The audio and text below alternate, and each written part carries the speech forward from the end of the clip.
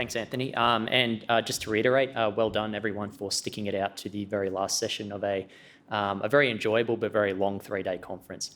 Today, as Anthony said, I'll be presenting some research that we've done recently in the lab, looking at changes in offending by outlaw motorcycle gang affiliates during club conflicts.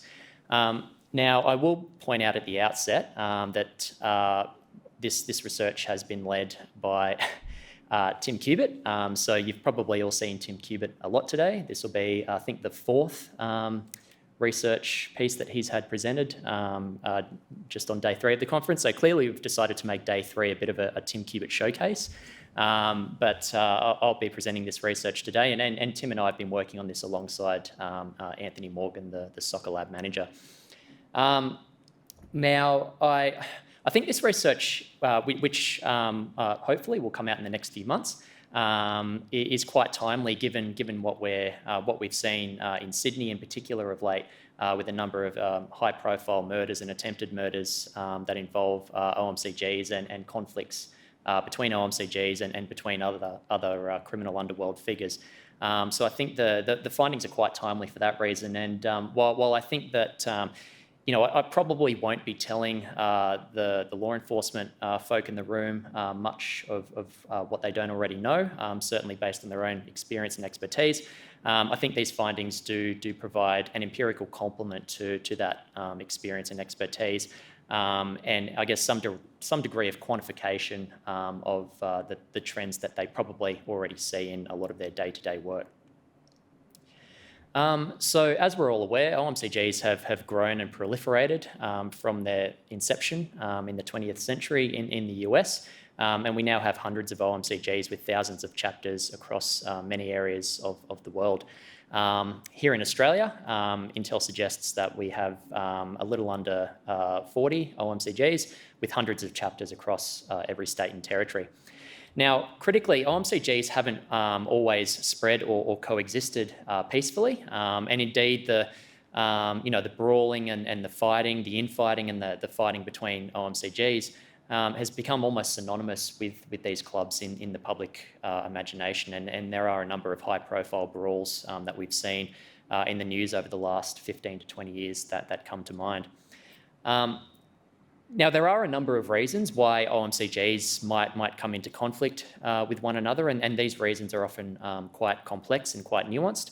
The obvious one's territory. So OMCGs have frequently come into conflict over the control of specific territories. For those who know anything about OMCGs, you'll know about their relatively devolved structure. So there are typically national organisations that oversee collections of semi-independent local or regional chapters, which typically include a handful of sworn members along with other affiliates and office-bearing members.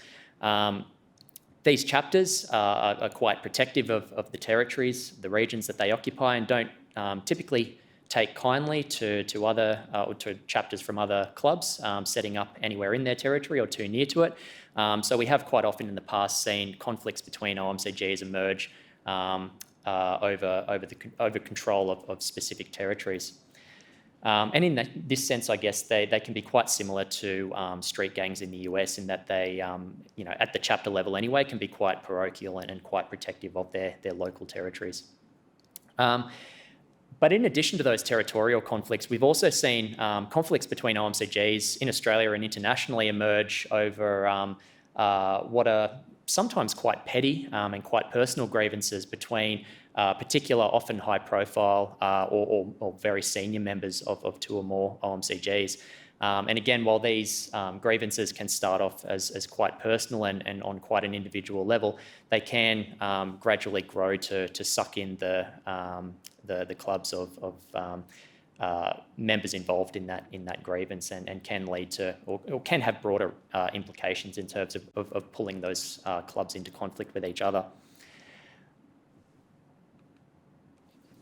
Now, critically, the internal cultures of OMCGs are very much privilege displays of aggression and loyalty and characteristics that members and other affiliates can use conflicts between clubs to display.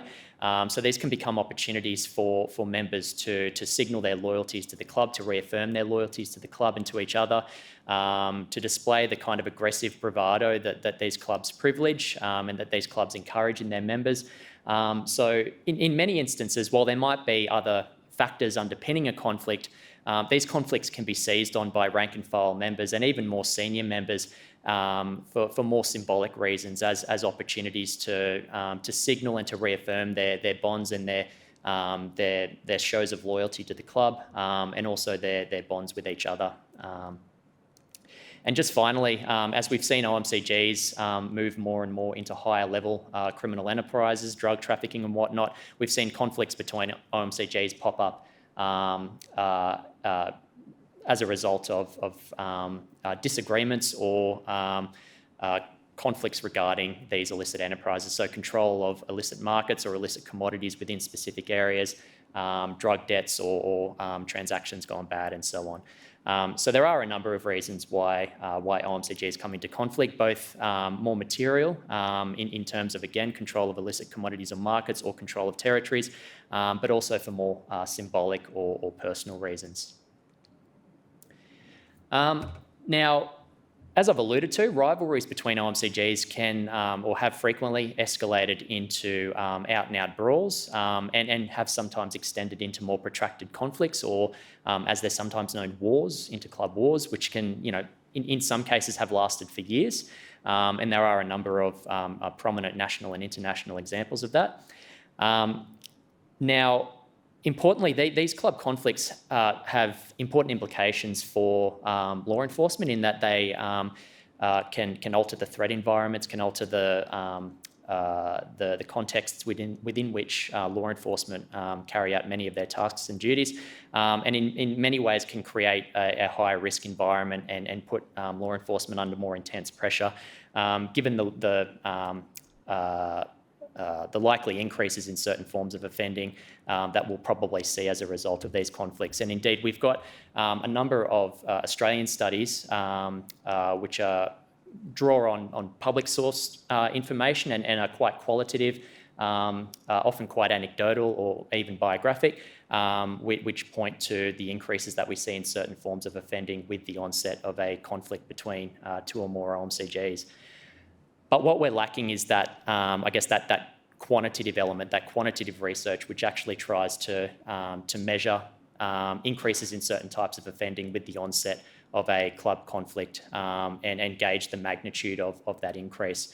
Now, in this sense, I guess we have a quite strong and in some cases still emergent international evidence base for changes in offending with similar conflicts between street gangs in the US. And this research has shown that there are important there are important changes in the offending of street gang members, specifically in terms of their rate of offending, the type of offending they engage in, and also the spatial distribution of offending with the onset of a conflict. Now, obviously, there are some areas of overlap between OMCGs and street gangs, but there are also important differences. So I think we need to be careful in generalising the findings of that street gang research to OMCGs. And again, there is that need for quantitative research that gauges quantitative changes in the nature and the type of offending by OMCG affiliates with the onset of a gang conflict, which is what we tried to do with this study. Really, this research had two aims. The first was we were looking at whether there were identifiable changes in offending by OMCG affiliates after their clubs came into conflict, and we were also looking at changes in the spatial distribution of offences by OMCG affiliates with the onset of a conflict between two clubs. So we drew on much of the same data that Tim discussed during his presentation, so I won't go into too much detail regarding it. We didn't use all of the data, but the data that we drew on essentially came from two sources. The New South Wales Police Force Gangs database, which is essentially a list of all known members of and affiliates of outlaw motorcycle gangs in New South Wales, along with some information on things like which chapter they're a member of and what their membership status or rank is.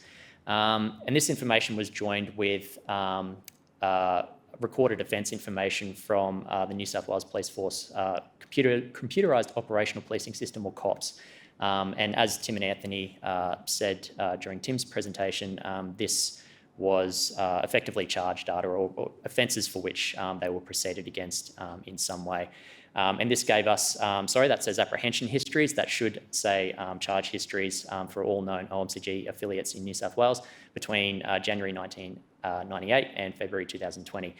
Now, to undertake our analysis, we narrowed our data down and focused it a little more to offences by OMCG affiliates between January 2010 and October 2017, and I'll go into the reasons for that in a second. So our analysis focused on one particular territorial conflict between two OMCGs that kicked off in the mid-2010s. This conflict was identified for us by intel analysts within the New South Wales Police Force, who very helpfully gave us the known start date of that conflict, along with a timeline or a chronology of significant events within that conflict, along with the two gangs, the two clubs who were in conflict with one another. So we essentially used this to examine the impact of a territorial conflict between two OMCGs on the offending of the affiliates of those OMCGs. Now, in our analysis, we used a few strategies to tie any changes that we saw in this offending to the onset of the conflict. Obviously, you can eyeball the trend data, and you might see something of an increase with the onset of a conflict, and you might be tempted to attribute that to the onset of the conflict. But given the data that we're using and given how we're looking at it, we did need to use a few strategies to try to maximise the internal validity of this analysis. So what we did, first of all, is we looked at offending by OMCG affiliates across 3 different regions within New South Wales. So obviously this was a territorial conflict. It was a conflict specifically over control of a particular territory in New South Wales that roughly approximated an LGA, or a local government area. So we treated this as the conflict region. The proximal region basically encompassed all of the LGAs that shared a border with that conflict region, and then the rest of New South Wales encompassed the remainder of the state. So we essentially looked at trends in offending by OMCG affiliates across these 3 areas. We also undertook a time series analysis, which essentially compared offending during the pre-conflict period, which was January 2010 to October 2016, and looked at how it changed with the onset of the conflict, or in the first 12 months of the conflict, which ran from November 2016 to October 2017.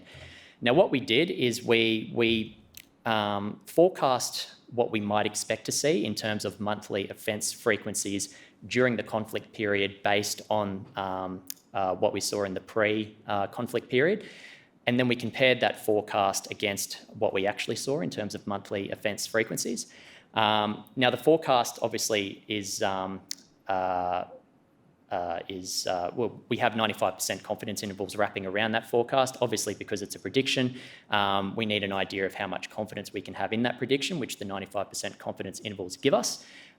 We took any monthly offence frequencies in the conflict period that fell outside of those 95% confidence intervals as indicative of a significant and conflict-related change.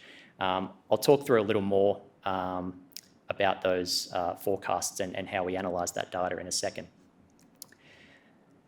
We also adopted a few other measures, again, to maximise the internal validity of our analysis and tie any changes that we saw during the conflict period to the onset of the conflict.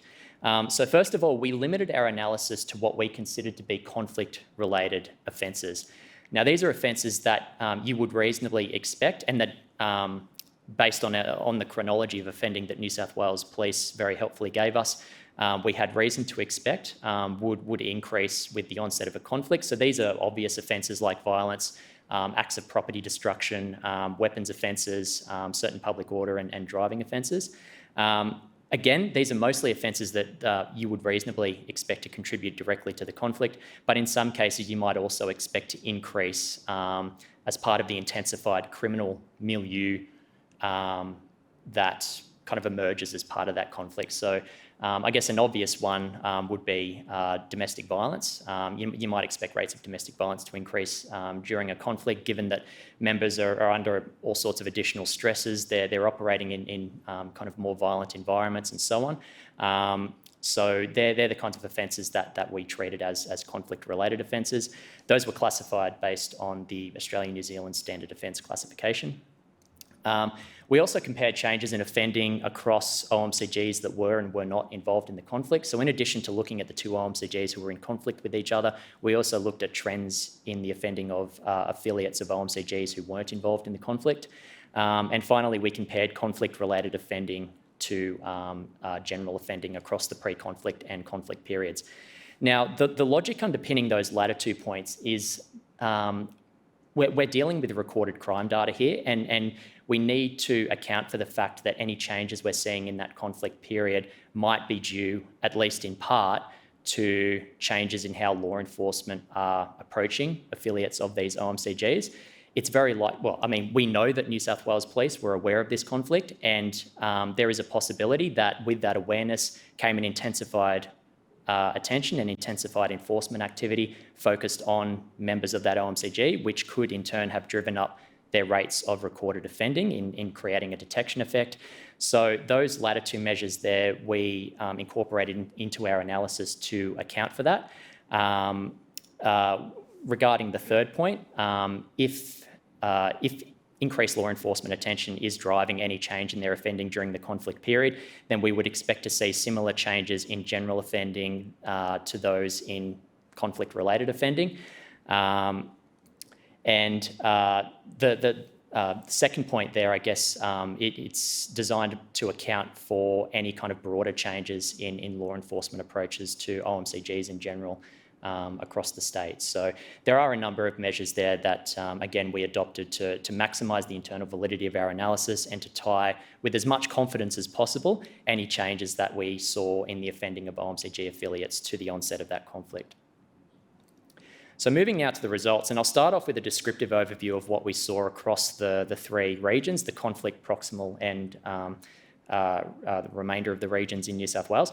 So this graph here shows the proportion of offences, not offenders, but the proportion of offences by conflict and non-conflict OMCG affiliates in each region across the two periods.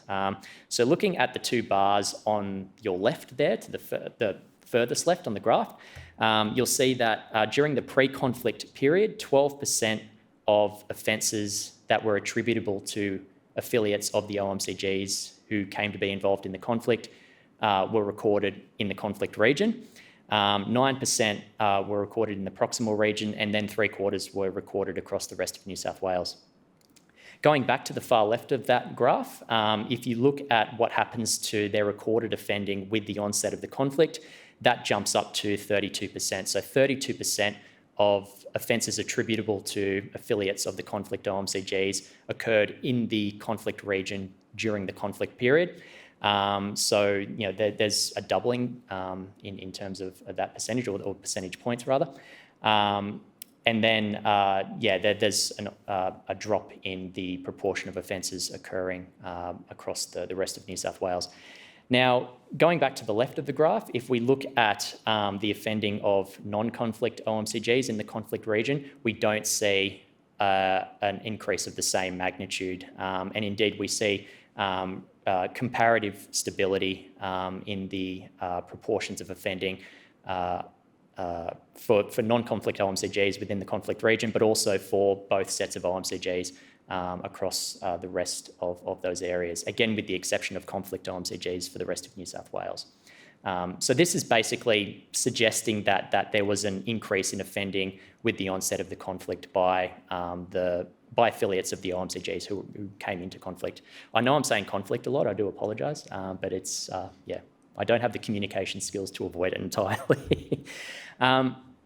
This graph here shows the proportion of criminally active affiliates, so basically affiliates who had at least one offence recorded within either the pre-conflict or the conflict period, who had offences recorded across each of the three regions. So again, going to the far left of the graph there, you'll see that of those affiliates of the conflict OMCGs who had at least one offence recorded during the pre-conflict period. 15% of them had at least one offence recorded in the conflict region. 10% had at least one offence recorded in the proximal region, and 81% had at least one offence recorded across the rest of New South Wales. With the onset of the conflict, we again see that proportion jump. So of those affiliates of OMCGs involved in the conflict who had at least one offence recorded during the conflict period, 35% of them had at least one offence recorded within the conflict region, and that remained relatively stable in the proximal region, and again dropped considerably across the rest of New South Wales. And we also don't see a comparable change in the offending of affiliates of OMCGs who weren't involved in the conflict. Now this raises a question. Is the increase that we're seeing due to affiliates based in the conflict region offending more, or is it because affiliates of the conflict OMCGs based outside of the region are moving into the region to offend, or is it a combination of both? So to answer that question, or to do our best to answer that question, we also looked at criminal mobility. So criminal mobility in this analysis basically means someone who had at least one offence recorded across two or more of these regions. So if an affiliate had an offence recorded in the conflict period, let's say, within the conflict region and the proximal region, then they were counted as having been criminally mobile during that period. Now, as you can see there, for conflict OMCGs, for those who had at least one offence recorded during the pre-conflict period, 10% of them had at least one offence recorded across two or more of those regions. That dropped to 5% during the conflict period. And there was an even more substantial drop for affiliates of non-conflict OMCGs. So what this is suggesting to us is that we are seeing a spike in offending in the conflict region during the conflict period by affiliates of the OMCGs in conflict, but it's largely because those who are based in the region are offending more. It's not because affiliates outside of the region are moving into the region to offend. Now, to, I guess, supplement this analysis and to confirm it, we also undertook a more fine-grained analysis of changes in the distance between offences and the centre point of the conflict region with the onset of the conflict. So we used what's called the Haversine formula, which is used to basically measure geographic distance on a sphere, so it accounts for the curvature of the Earth. And we found that during the pre-conflict period, the average distance between offences and the centre point of the conflict period was about 150 kilometres, and this dropped to 113 kilometres. We also ran k-means cluster on these distances, which Tim is very well equipped to talk to, given he was talking about it as part of his presentation. And this clustering confirmed what we were seeing. So there was basically a greater clustering of offences in or near the conflict region. But again, going back to the results on criminal mobility, what this is showing is not so much, or probably isn't, offenders moving into or around the region to offend. It's likely due to a change in the proportion of offending that we're seeing. So in other words, an increase in the proportion of offences that are occurring in the conflict region. Okay, turning now to the forecasting, and we used ARIMA modelling to develop these forecasts. So the first graph here shows what happens to conflict-related offences by affiliates involved in the conflict in the disputed region before and during the conflict. So the aqua bar there after the conflict is our forecast, and then our dark green line basically shows the actual monthly frequencies of offences by these affiliates. And the black lines there basically show the confidence intervals around our forecast. So what you can see there is that there are a number of points in that post-conflict period where the monthly frequencies of conflict-related offences by affiliates essentially shoot up above the upper 95% confidence interval. So we take these months as indicative of potential conflict-related changes. There's a very substantial spike immediately after the onset of the conflict, and then spikes at a number of points after the onset of that conflict as well. Now, if we compare this to basically the same data but for non-conflict OMCGs in the conflict region, you'll see, first of all, that there's a lot more, I guess, instability in the data. And as a result, the confidence intervals around the forecast are a lot wider. Nevertheless, we don't see the monthly frequencies of offending for these non-conflict OMCG affiliates trending above the upper 95% confidence interval for our forecast as often. We see a very similar spike immediately after the onset of the conflict, and this might suggest that this spike is probably not due so much to the conflict, but due to some sudden change in policing activity within the conflict region. But subsequent to that, we don't see monthly offence frequencies for those non-conflict OMCGs deviating substantially from our forecast.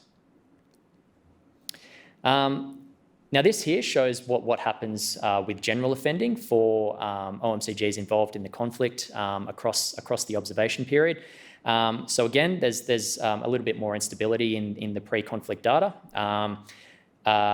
We see a similar spike with the immediate onset of the conflict, which kind of, again, points to a potential law enforcement effect there, a potential detection effect, but we don't see it going above that upper 95% confidence interval. We're seeing it just getting to it, but we don't see it breaching that upper 95% confidence interval, which suggests that, again, the monthly offence frequencies aren't deviating substantially from what we would expect to see based on pre-conflict trends.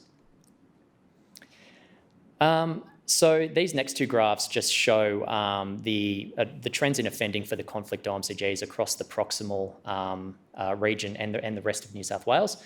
Again, we don't see, first of all, we don't see a spike in offending immediately after the onset of the conflict in the proximal region, and we also don't see that spike across the rest of New South Wales. Again, not to hammer the point, but it does point to something happening with the policing of OMCGs in the conflict region immediately after the onset of that conflict. But we also don't see offending trending above the 95% confidence interval for our forecast at any more than one point in time during the conflict period.